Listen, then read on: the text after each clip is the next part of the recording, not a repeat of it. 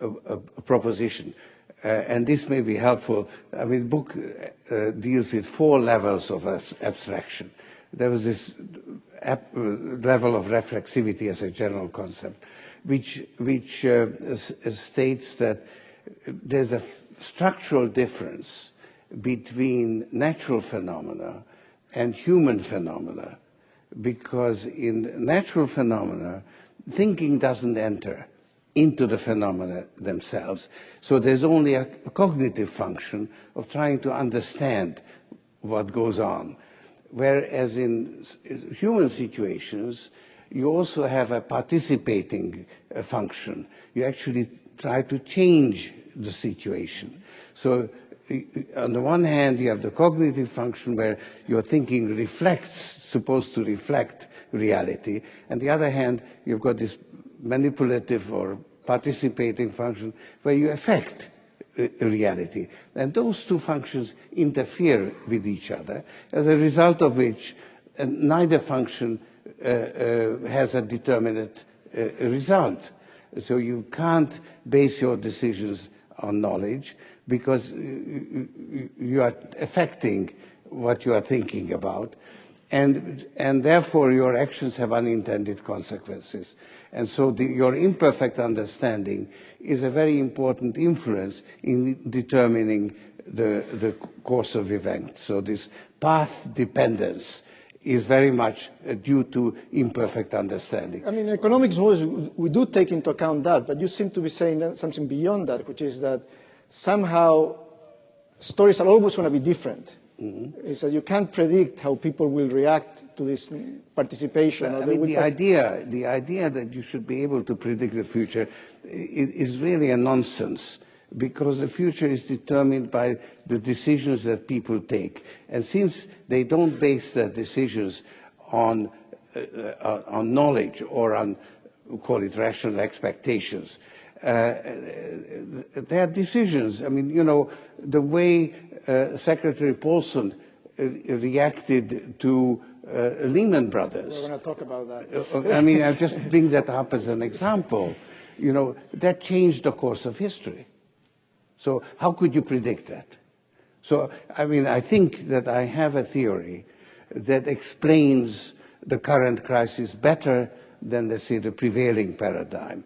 But it cannot predict it. And I find it very frustrating that, you know, with all my great, deep understanding, I don't get the market right. Well, you get it right more frequently than others, no? That's what matters at the end.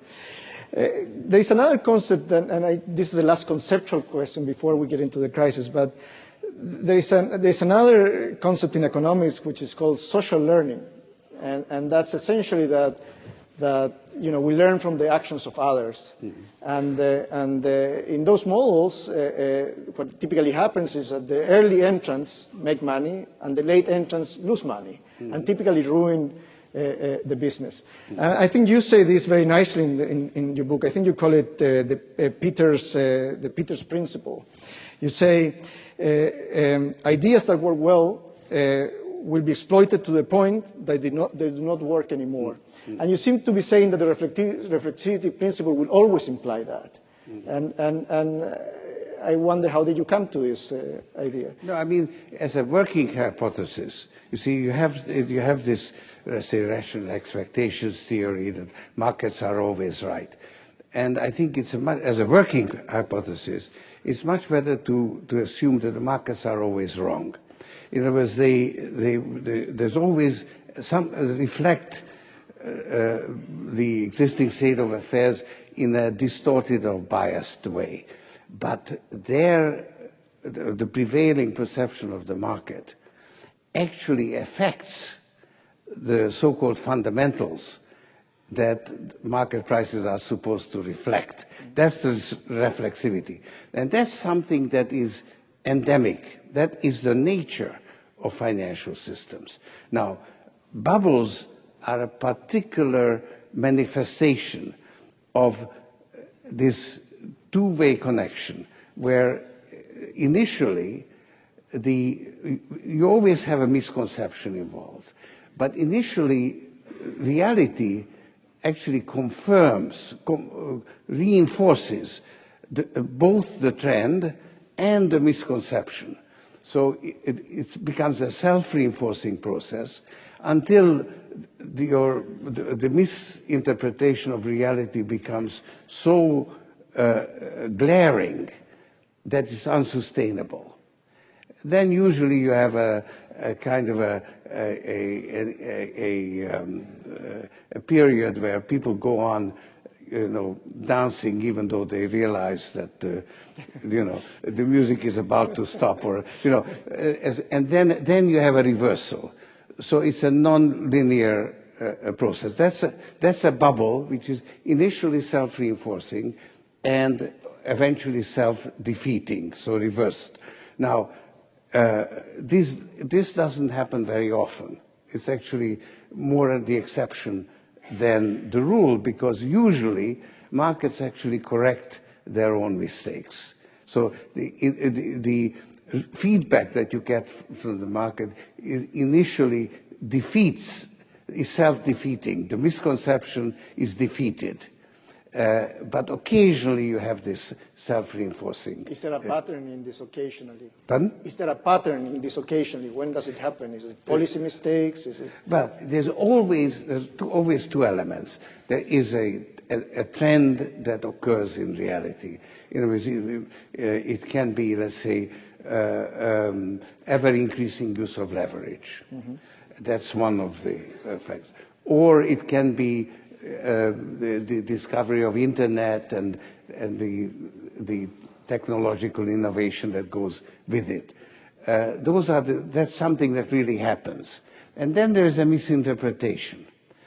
And those two elements interact in a reflexive way, and occasionally they set off this self-reinforcing process. That's how you had the internet bubble. That was based on this misinterpretation of technical development or innovation. And the other one is typical. The most common bubble is actually in real estate. Mm-hmm. Yes. And there, the misconception is that the price of the real estate is independent of the willingness to lend. And strangely, this is a misconception that keeps on recurring in different guises throughout history. Before we get into the real estate bubble, though, let's talk about the real one, the super bubble. Right. Can you tell us what you mean by that? Well, you see, so you have this, just to take you down the abstractions. First, you have this theory of natural phenomena and human phenomena having a different structure. Then you have the application in financial markets, which is, I think, endemic. It's always there. But then you have the specific bubble formation is one manifestation of reflexivity, but you have others, and some others are there all the time.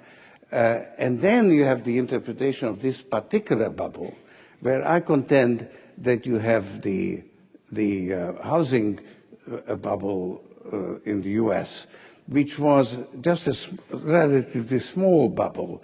It was like a detonator, which then set off a much bigger explosion of the super bubble. And that super bubble has been growing for at least 25 years. And it has two components. One is expansion of credit and use of leverage. And the other one is a misconception, which I call market fundamentalism, a belief that markets can correct their own mistakes and markets should be left to their own devices. And that became the dominant creed around 1980, with Margaret Thatcher in England, Reagan in the US, and it led to the globalization of financial markets, the deregulation of financial markets, and the freedom to engage in financial engineering. And the financial engineering was based on this false concept of markets tending towards